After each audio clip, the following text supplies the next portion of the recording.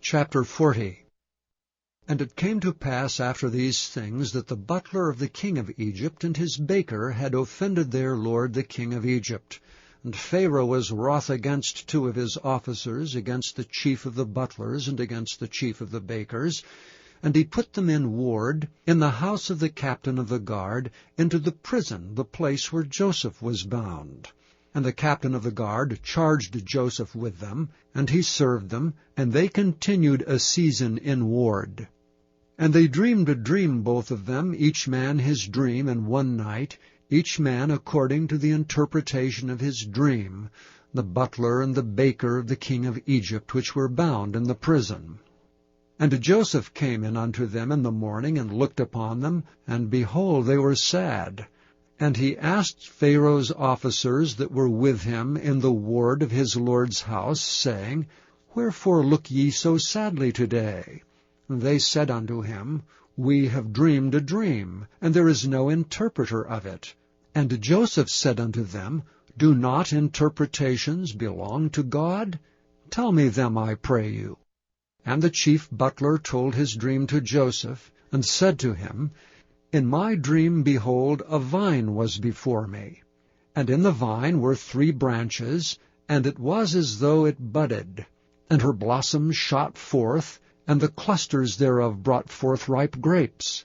And Pharaoh's cup was in my hand, and I took the grapes and pressed them into Pharaoh's cup, and I gave the cup into Pharaoh's hand. And Joseph said unto him, This is the interpretation of it. The 3 branches are 3 days. Yet within 3 days shall Pharaoh lift up thine head, and restore thee unto thy place, and thou shalt deliver Pharaoh's cup into his hand, after the former manner when thou wast his butler.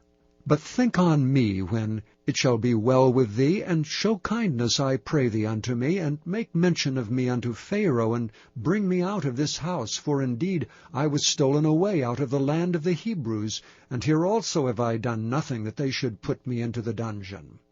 When the chief baker saw that the interpretation was good, he said unto Joseph, I also was in my dream, and behold, I had 3 white baskets on my head, and in the uppermost basket there was all manner of baked meats for Pharaoh, and the birds did eat them out of the basket upon my head.